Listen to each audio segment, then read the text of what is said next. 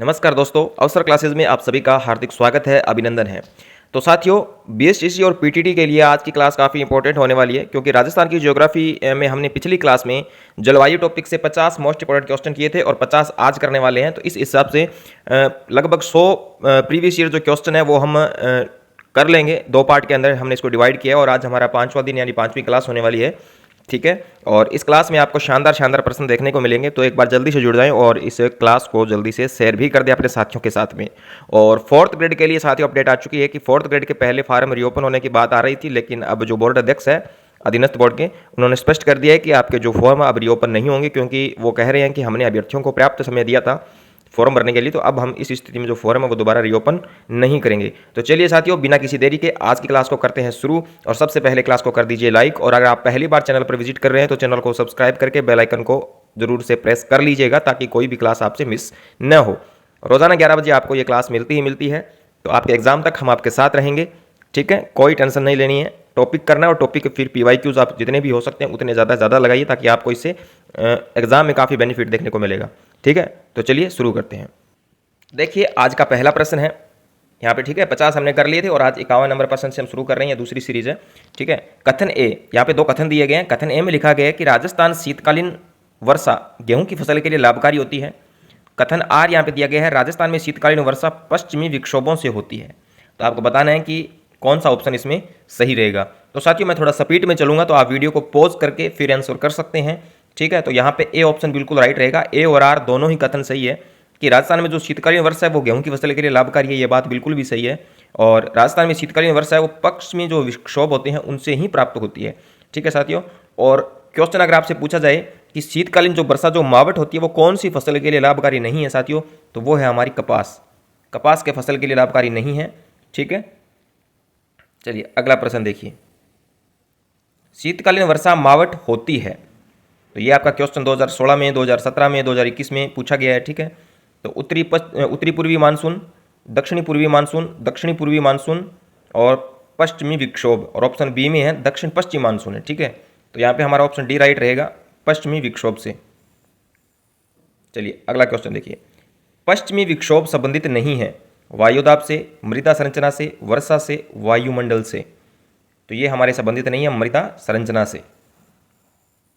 Next question है, शीत ऋतु में पश्चिमी राजस्थान में अधिक ठंड पड़ने का प्रमुख कारण क्या है? रेतीला धरातल होना, वन क्षेत्र का अधिक होना, बर्फबारी होना, अधिक वर्षा होना। तो बर्फबारी तो यहाँ पे होती नहीं है। ठीक है, तो ये तो स्पष्ट हो गया। और पश्चिमी राजस्थान में वर्षा भी अधिक नहीं होती है, तो यहाँ पे रेतीला धरातल होना ही क्या है, ठंड का कारण है। अगला प्रश्न, राजस्थान में जून माह में न्यूनतम वायुदाब किस जिले में संभावित है? वह है, यानी जून महीने के अंदर सबसे कम जो वायुदाब होता है वो कौन से जिले में है? नागौर में, झुंझुनू में, जैसलमेर में, उदयपुर में। तो इसका राइट रहेगा जैसलमेर। न्यूनतम वायुदाब है वो जैसलमेर में रहता है जून माह के अंदर। चलिए अगला क्वेश्चन, राजस्थान में पश्चिमी विक्षोभों से वर्षा किन महीनों में होती है? जुलाई और अगस्त, अप्रैल और मई, सितंबर और अक्टूबर, दिसंबर और जनवरी। तो ये होती है हमारी दिसंबर और जनवरी के अंदर। और पश्चिमी विक्षोभों से जो वर्षा होती है उसको साथियों क्या कहते हैं? उसको कहते हैं मावठ। क्या कहते हैं? मावठ। अगला क्वेश्चन देखिए, राजस्थान की अधिकांश वर्षा किन मानसूनी पवनों से होती है? पूर्वी हवाएं, पश्चिमी विक्षोभ, दक्षिणी पश्चिमी हवाएं, इनमें से कोई नहीं। थोड़ा ध्यान से कीजिएगा। ठीक है, तो दक्षिणी पश्चिमी हवाओं से होती है। अगला प्रश्न, राजस्थान में लौटते मानसून ऋतु की अवधि है। ठीक है, जुलाई से अगस्त, मार्च से जून, अक्टूबर से दिसंबर, जनवरी से फरवरी। तो यहाँ पे राइट रहेगा अक्टूबर से सितंबर।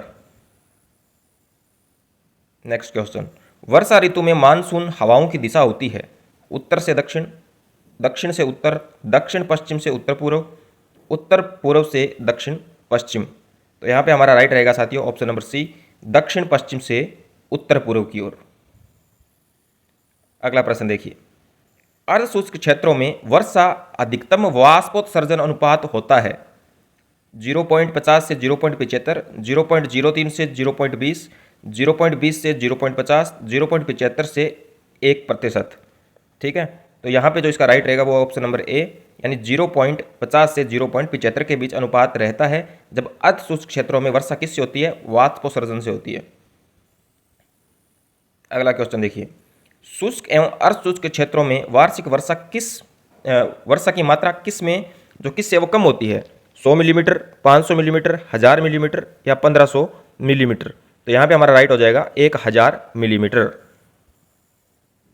नेक्स्ट क्वेश्चन देखिए, राजस्थान का सबसे बड़ा कृषि जलवायु प्रदेश है? शुष्क पश्चिमी मैदान, उच्च शुष्क एवं आंशिक सिंचित प्रदेश, अंतःप्रवाही शुष्क प्रदेश, उप आर्द्र दक्षिणी मैदान। तो ये हमारा राइट रहेगा उच्च शुष्क एवं आंशिक सिंचित प्रदेश। चलिए अगला प्रश्न देखिए, निम्न में से भारत का सबसे शुष्क स्थान कौन सा है? जयपुर, जैसलमेर, कोटा, बाड़मेर। तो सबसे साथियों शुष्क बताना है तो वो है हमारा जैसलमेर। सारे क्वेश्चन आए हुए हैं साथियों, देख लेना, ठीक है। नीचे मैंने यहाँ पे लगा भी रखा है कौन सी भर्ती में आया हुआ है। राजस्थान का कौन सा क्षेत्र अर्ध शुष्क तथा स्टेपी जलवायु प्रदेश के अंतर्गत आता है? उदयपुर, डूंगरपुर, बांसवाड़ा, जालौर, पाली, जोधपुर, नागौर, सीकर, झुंझुनू, प्रतापगढ़, चित्तौड़गढ़, कोटा, बूंदी, बारां, गंगानगर, हनुमानगढ़, बीकानेर और चूरू। यानी अर्ध शुष्क अथवा स्टेपी जलवायु प्रदेश के अंतर्गत कौन सा आता है? तो स्टेपी हमने आपको पिछली क्लास में मैंने अच्छे से आपको बताया था ना, स्टेपी जो प्रदेश जो वन है वो कहाँ मिलते हैं, ठीक है। तो इसका जो राइट रहेगा वो है ऑप्शन नंबर बी, ठीक है। जालौर, पाली, जोधपुर, नागौर, सीकर, झुंझुनू यहाँ मिलते हैं। चलिए अगला प्रश्न देखिए, उत्तरी पूर्वी राजस्थान की जलवायु है अर्ध शुष्क, आर्द्र, उपार्द्र, अति आर्द्र। तो उत्तरी पूर्वी की यहाँ पे बात हो रही है तो ऑप्शन ए हमारा इसके साथ राइट हो जाएगा, अर्ध शुष्क जलवायु है उत्तरी पूर्वी की।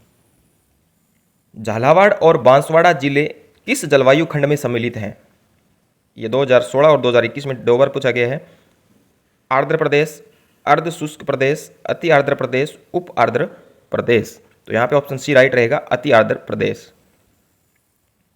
चलिए अगला प्रश्न, जयपुर, दौसा तथा अजमेर जिलों में किस प्रकार की जलवायु पाई जाती है? आर्द्र, उपार्द्र, उष्ण आर्द्र, अर्ध शुष्क। तो यहाँ पे साथियों हमारा राइट रहेगा ऑप्शन नंबर बी, उप आर्द्र जलवायु पाई जाती है। अगला प्रश्न देखिए, निम्नलिखित में से जिलों का कौन सा समूह है राजस्थान में उप आर्द्र जलवायु का प्रतिनिधित्व करता है? धौलपुर, भरतपुर, सवाई माधोपुर, जयपुर, अजमेर, अलवर, कोटा, बारां, झालावाड़, उदयपुर, राजसमंद, प्रतापगढ़। तो हमें बताना है कि कौन से वो जिले हैं जो उप आर्द्र जलवायु यानी जिन जिलों में उप आर्द्र जलवायु पाई जाती है। तो यहाँ पे हमारा राइट रहेगा option number B, Jaipur, Ajmer और अलवर के अंदर। अगला प्रश्न देखिए, लू शब्द किस प्रकार की हवाओं को स्पष्ट करता है? धूल भरी एवं शुष्क हवाओं का चलना, जल राशियों की ओर से आने वाली हवाएं, समगति से बहने वाली हवाएं, पश्चिमी वायुदाब। तो यहाँ पे हमारा जो राइट रहेगा वो रहेगा ऑप्शन नंबर ए, धूल भरी व शुष्क हवाओं का चलना।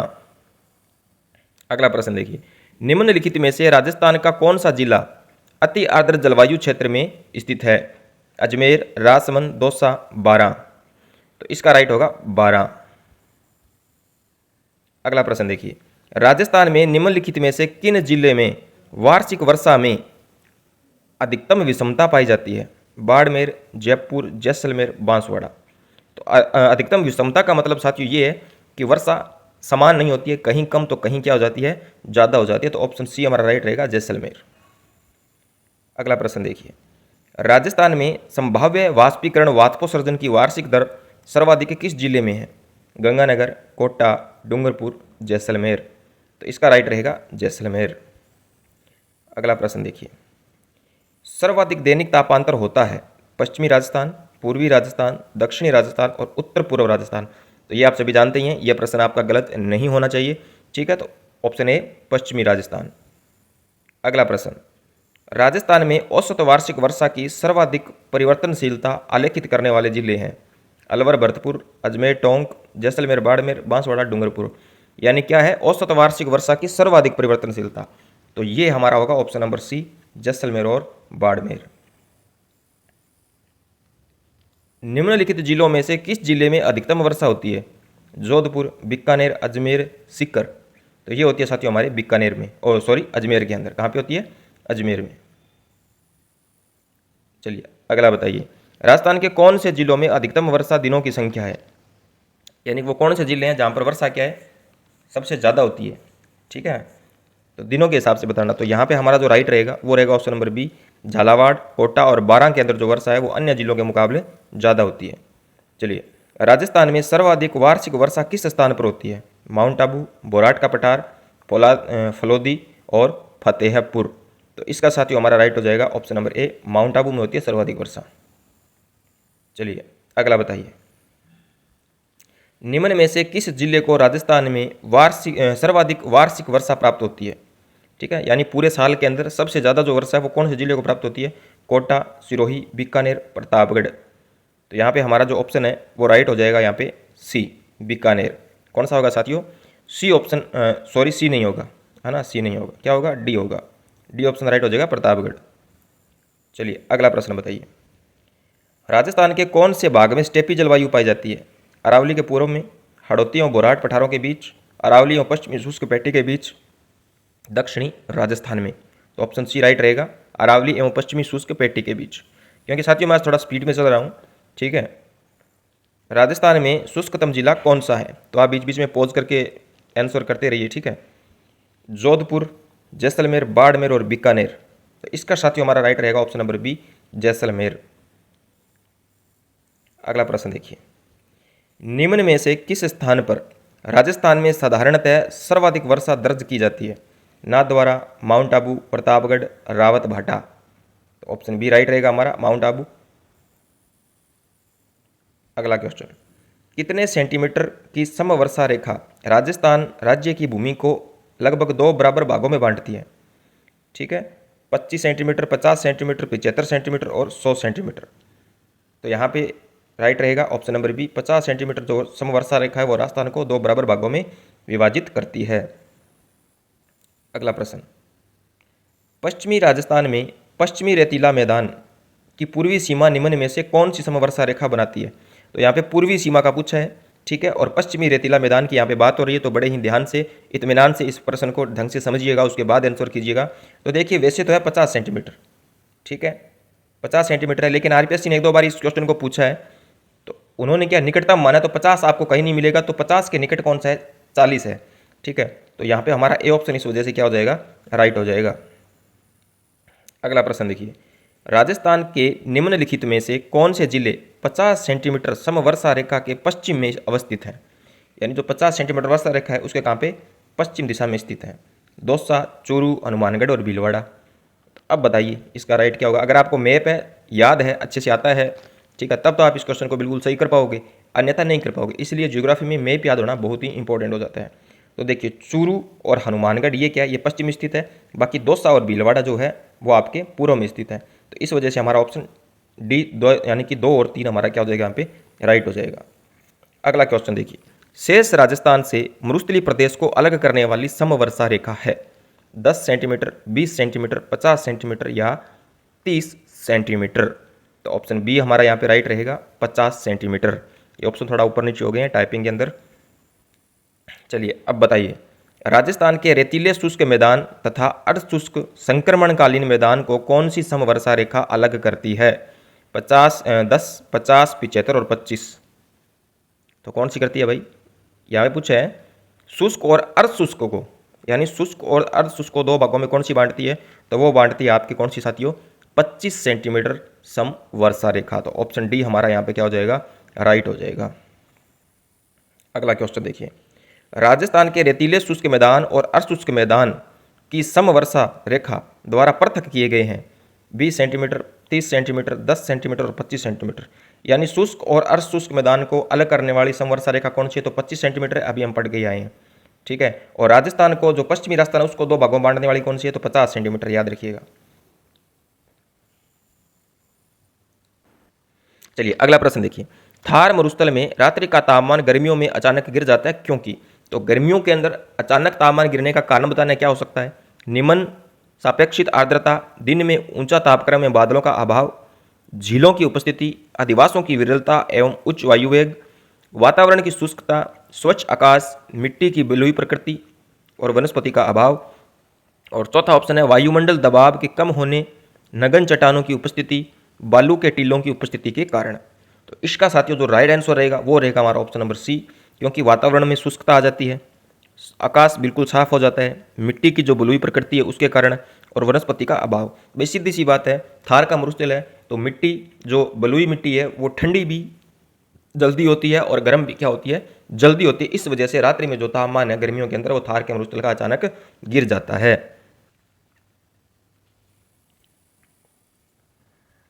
राजस्थान में किस दिशा में वर्षा कम होती जाती है?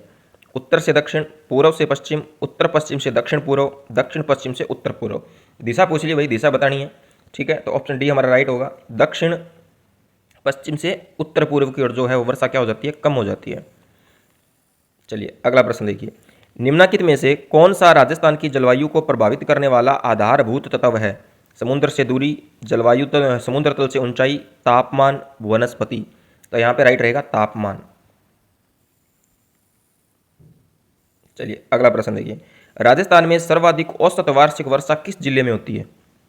बारां, झालावाड़, बांसवाड़ा, चित्तौड़गढ़। तो यहाँ पे राइट रहेगा बांसवाड़ा। अगला क्वेश्चन देखो, पश्चिमी राजस्थान में अल्प वर्षा के लिए निम्नलिखित में से कौन सा एक कारण नहीं है? यानी कारण नहीं है वो बताना है। अरावली की अवस्थिति, वृष्टि छाया प्रदेश में अवस्थिति, मानसून आगमन के समय में अति उष्णता, ग्रीष्मकालीन के दौरान उच्च वायु दाब। तो ऑप्शन डी है हमारा, ये राइट हो जाएगा। यानी गर्मियों के दौरान जो उच्च वायु दाब है ये एक अल्प वर्षा यानी कम वर्षा का कारण नहीं है।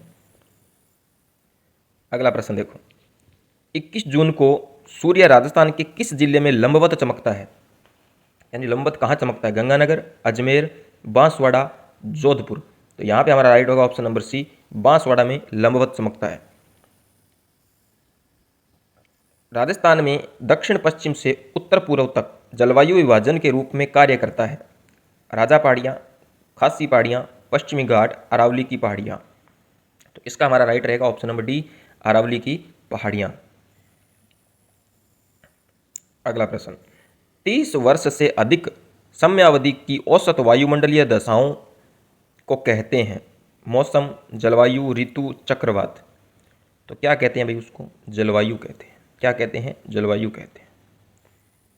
यानी जलवायु का जो परिवर्तन है यानी एक लंबी अवधि का जो परिवर्तन होता है उसको जलवायु कहा जाता है। राजस्थान में अंध एवं धूसर यानी डार्क एंड ग्रे क्षेत्रों की बढ़ती हुई संख्या के मद्देनजर भारत के केंद्रीय भूजल प्राधिकरण ने राज्य के किन प्रशासनिक खंडों में भूमिगत जल दोहन पर पूर्ण रोक लगा दी है? और ये ग्राम सेवक 2016 में पूछा गया है। बीनमाल, टोडा भील और टोडा रायसिंह, बहरोड, बीनमाल, सूरजगढ़, दौड़, श्री माधोपुर, सूरजगढ़, देसरी, देवली, बहरोड, ओसिया, महुआ। तो इसका हमारा साथियों राइट रहेगा ऑप्शन नंबर बी, यानी कि बहरोड, बीनमाल, सूरजगढ़, धौड़ और श्री माधोपुर के अंदर क्या है, जो भूमिगत जल दोहन होता है उस पर पूरी तरह से रोक लगा दी है कि अब आप वो बोरवेल का यूज है वो नहीं कर सकते हैं।